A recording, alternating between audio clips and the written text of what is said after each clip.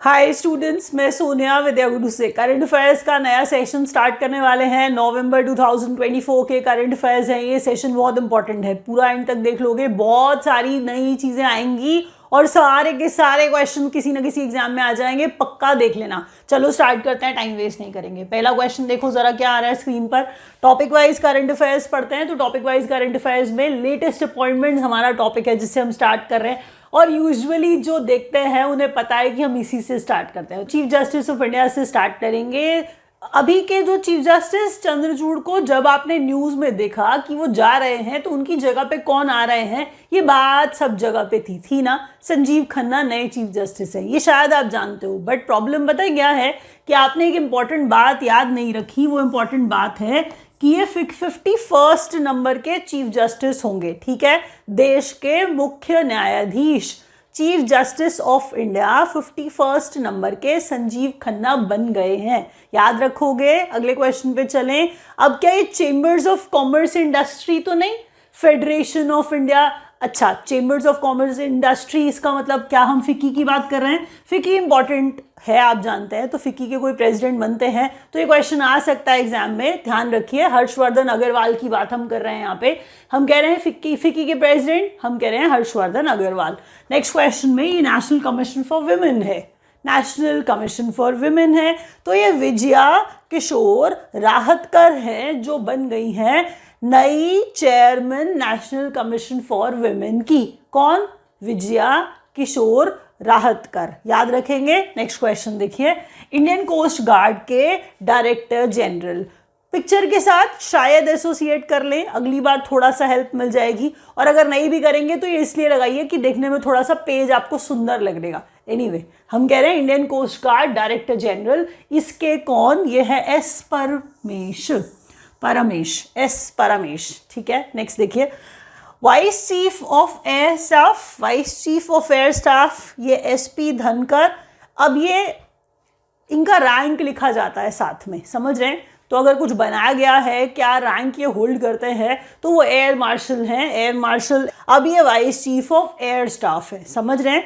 Latest appointments में हमने यहाँ पर सिर्फ 6 क्वेश्चंस पढ़े हैं, तो ऐसे ढेर सारे और पेजेस आने वाले हैं। इनमें से याद अभी तक आपको कुछ भी नहीं हुआ है। अगर आप ध्यान से नहीं देखोगे, रिवीजन नहीं सुनोगे तो याद रहेगा भी नहीं। मेरी बात सुनिए। पहला क्वेश्चन मैंने कहा था Sanjeev Khanna chief justice of India, इनका नाम आपने बहुत बार सुन लिया इसलिए याद हो गया होगा। 51st नंबर के, ये याद रखना था। फिक्की के प्रेसिडेंट हर्षवर्धन अग्रवाल, उसके बाद नेशनल कमीशन फॉर विमेन की चेयरपर्सन विजया किशोर राहतकर, इंडियन कोस्ट गार्ड के director general S Paramesh, vice chief of air staff SP Dharkar, vice chief of air staff. तो ये जो एसपी धारकर मैंने बोले, ये एयर मार्शल हैं। ये आपको रैंक भी याद करना पड़ेगा। मैं टाइम वेस्ट नहीं करती हूँ, ना करूँगी।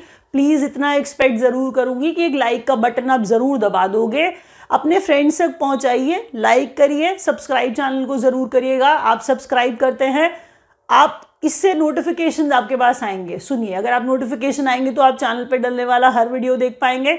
हमारे कराए हुए क्वेश्चन एग्जाम्स में आते हैं, हम लोग ओपनली कह सकते हैं। आप देख लीजिएगा, आप एग्जाम दे के आइए, एक्यूरेसी बहुत ज़्यादा होगी, इसलिए बोल रही हूँ ध्यान से। नेक्स्ट क्वेश्चन देखिए यहाँ पर। नेक्स्ट सेट ऑफ क्वेश्चन के अंदर अब हमारी स्क्रीन पर है इंडिया इन फोकस में 27 नंबर का Commonwealth heads of government meet Apia Samoa में हुआ। देखिए, जगह उतनी इंपॉर्टेंट नहीं है लेकिन अब इंपॉर्टेंट हो गई है, क्योंकि हम यहाँ पर Commonwealth heads of government meet जो है वो करा करके बात कर रहे हैं। प्लीज सुनिए। सबसे पहले 27वें नंबर का, अगर आप कोई भी एग्जाम की तैयारी कर रहे हैं, करंट अफेयर्स आपको यहीं से आएंगे। शो सम फेथ, प्लीज ध्यान से सुनिए। 27वें नंबर का Commonwealth heads of government meet हुआ, तो वो मीटिंग हुआ जिस जगह पे वो है आपिया, और ये जगह समोआ में है। ठीक है, नेक्स्ट क्वेश्चन पे बढ़ते हैं। इसरो ने लॉन्च किया यूरोपियन यूनियन का प्रोबा 3। अब आप कहेंगे प्रोबा 3 सोलर ऑब्जर्वेशन सैटेलाइट है, श्रीहरिकोटा आंध्र प्रदेश से लॉन्च किया।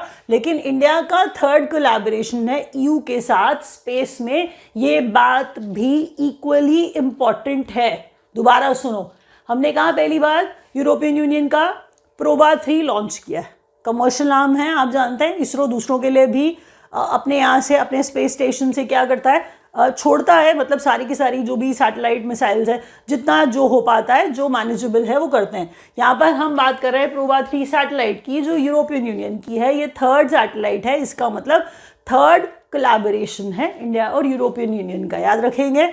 इसरो ने लॉन्च किया यूरोपियन यूनियन का प्रोबा 3 श्रीहरिकोटा आंध्र प्रदेश से, और ये सोलर ऑब्जर्वेशन सैटेलाइट है। एग्जाम में सीधा पूछ लिया जाएगा इनमें से कौन सी सोलर ऑब्जर्वेशन सैटेलाइट है, तो आपको ऑप्शन में दिया जाएगा और आपको प्रोबा 3 पकड़ना पड़ेगा, या फिर उल्टा वो ये भी पूछ सकता है कि प्रोबा 3 क्या है, तो सोलर ऑब्जर्वेशन सैटेलाइट है। अगर आपको पता हो तो हम यहाँ पर सूरज की बात कर रहे हैं, यहाँ पर हम सन की बात कर रहे हैं, तो सन को ऑब्जर्व करने वाली बात कर रहे हैं हम लोग, इसीलिए और चीज बड़ी है, सुन लो। Next question, India launches RuPay card in Maldives. हम रुपए को बहुत बढ़ावा दे रहे हैं, करेंसी नहीं कार्ड, तो रुपए जो कार्ड है हम मॉलडीव्स में भी लॉन्च करके बैठे हैं, इसीलिए ये बहुत इंपॉर्टेंट बात है। First Asian Buddhist summit in New Delhi.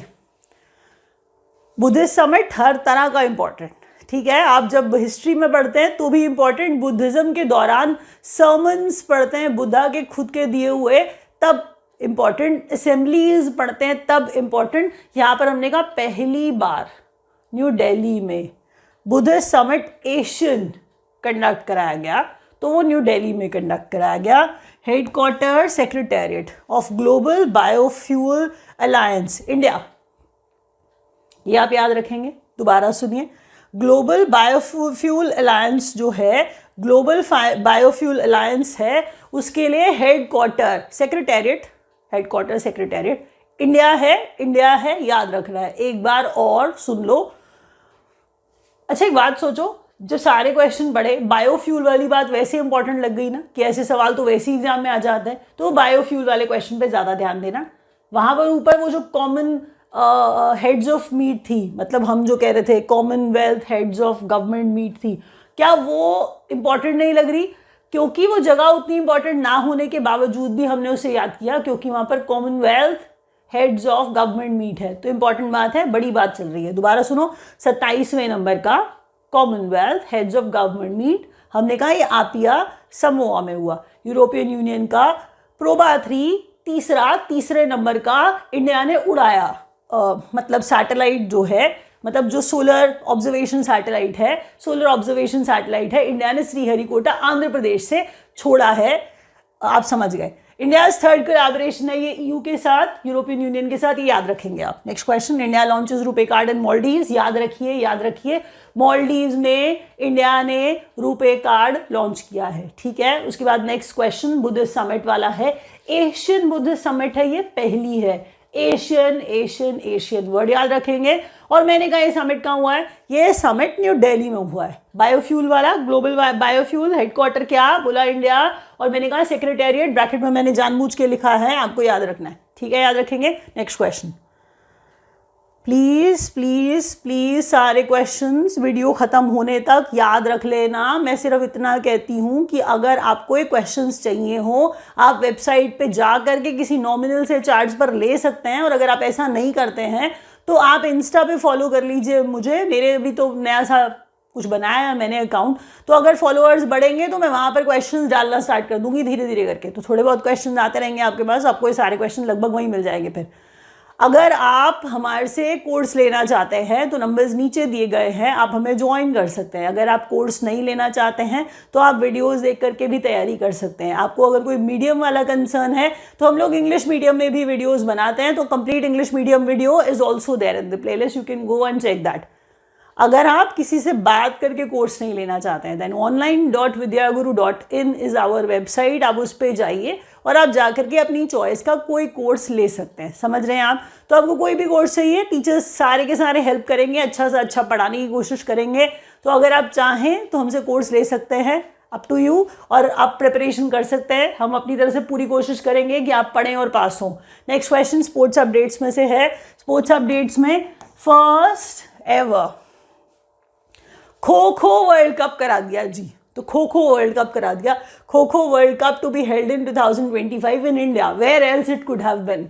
तो हम कह रहे हैं इंडिया में ही होना था खो खो का वर्ल्ड कप, और कौन कराने वाला था। तो आगे तो फिर अगर आएंगी कंट्रीज तो करा ही लेंगे। तो फर्स्ट एवर खो खो वर्ल्ड कप इंडिया में पहली बार। चलिए next question, New Zealand men's 9th women's T20 world cup beating, सुन रहे हैं, न्यूजीलैंड ने जीता है 9वें नंबर का women's T20 world cup, beating South Africa.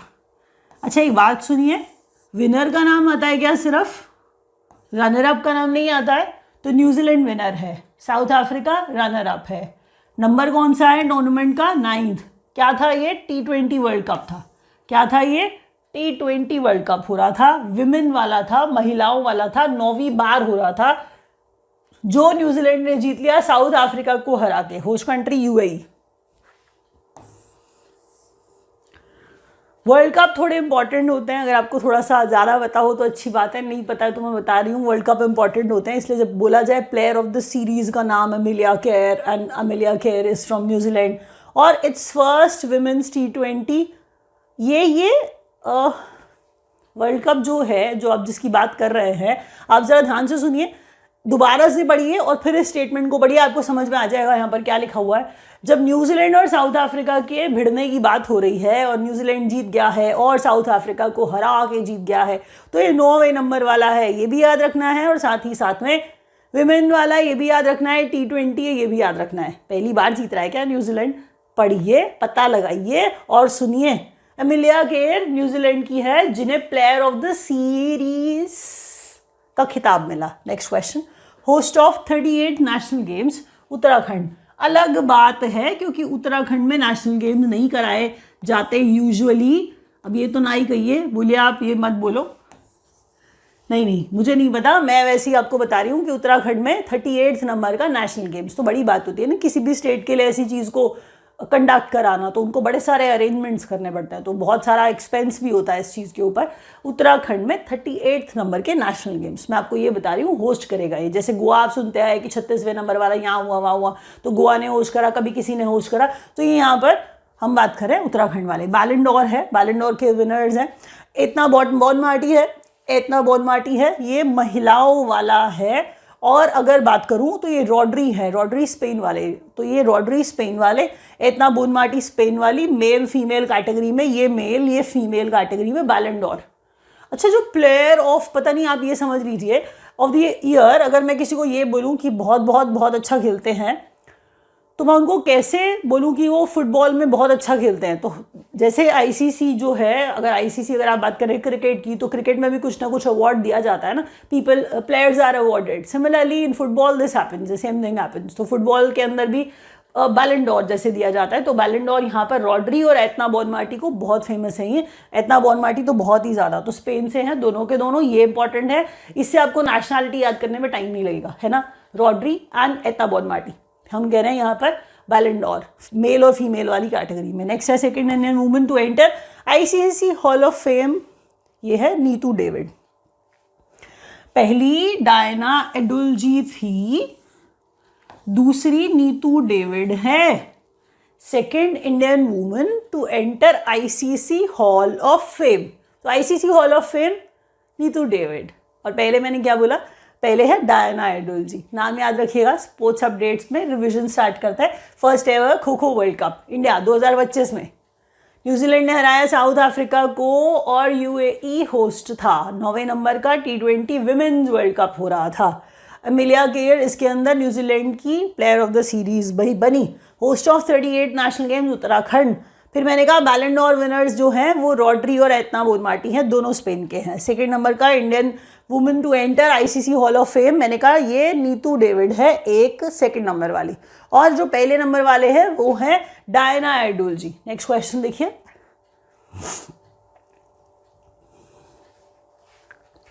अच्छा अब जरा क्वेश्चन है स्टेट न्यूज में, दीपम 2.0 तो ये ना अब स्कीम्स की बात कर रहे हैं, मैं आपको सच्ची बोलूँ तो ये वाली जो हम बात कर रहे हैं, ये स्कीम की बात कर रहे हैं। तो ये स्टेट ना आंध्र प्रदेश ने दीपम 2.0 स्कीम निकाली, ठीक है। तो दीपम आपको लग रहा होगा दिए जला रहे हैं, नहीं दिए नहीं जला रहे हैं, ये दीपम 2.0 में सिलेंडर फ्री दे रहे हैं। 3 सिलेंडर जो है वो गवर्नमेंट फ्री देगी, पता नहीं क्या देगी। एनीवे महिलाओं को 3 सिलेंडर फ्री दिए जाएंगे। आंध्र प्रदेश की बात हो रही है। दीपम 2.0 स्कीम कहाँ की है, तो ये आंध्र प्रदेश की। याद रखिए नेक्स्ट क्वेश्चन। 35% रिजर्वेशन है महिलाओं को स्टेट गवर्नमेंट जॉब्स में, मध्य प्रदेश दे रहा है। दोबारा बोलूँ, 35% रिजर्वेशन स्टेट गवर्नमेंट जॉब्स के अंदर एमपी मध्य प्रदेश की स्कीम है ये। और उसके बाद में elevate 2024 scheme for early stage startups Karnataka, where else. तो कर्नाटका ने ही देना था ये अर्ली स्टार्टअप्स के लिए एलिवेट 2024 स्कीम। तो एलिवेट कहाँ की स्कीम है, कर्नाटका की स्कीम है। किनके लिए स्कीम है, तो स्टार्टअप्स के लिए स्कीम है। इसी तरह से सवाल आते हैं, इसी तरह से क्वेश्चन आपको आंसर करने पड़ेंगे। नेक्स्ट है सुल्तानगंज स्टेशन है जिसका नाम बदल दिया, क्योंकि उसका नाम सुल्तान था ना, तो सुल्तानगंज जो नाम था ना उसको बदल के अजगैबीनाथ धाम कर दिया है। तो सुल्तानगंज का नाम चेंज करके अजगैबीनाथ धाम कर दिया। ये बिहार में एक स्टेशन है, चलिए कोई बात नहीं, वो उनकी मर्जी, जो मर्जी करें। तो यहाँ पर सादर सम्मेलन declared new state festival in Telangana, ठीक है। एक्चुअल में देखिए होता ये था कि सादर सम्मेलन के अंदर बहुत सारे लोग पार्टिसिपेट करते हैं, ठीक है, बहुत सारे लोग पार्टिसिपेट करते हैं। कि ऐसा नहीं कि सिर्फ यादव क्लैन है और यादव क्लैन चली जाएगी और वो अपने लिए ऑर्गेनाइज करती रहेगी, लाखों लोग पार्टिसिपेट करते हैं। तो फिर क्या करा, स्टेट का फेस्टिवल ही डिक्लेयर कर दिया। किसको, सादर सम्मेलन को। तो सादर सम्मेलन हम कह रहे हैं ये तेलंगाना का फेस्टिवल बना दिया, ठीक है। एक बार रिवाइज करते हैं तेजी के साथ। दीपम 2.0 स्कीम है, 3 फ्री सिलेंडर्स देंगे। कौन देंगे, आंध्र प्रदेश वाले। कर्नाटका ने एलिवेट बोला, एलिवेट 24, हमने कहा ये जी स्कीम है स्टार्टअप्स के लिए। फिर कहता है 35% रिजर्वेशन वुमेन के लिए जॉब्स के अंदर, ये मध्य प्रदेश ने कहा। ये सुल्तानगंज स्टेशन को अजगैबीनाथ धाम कहेंगे, अब जी बिहार ने कहा जी ये स्टेशन का नाम बदल दिया।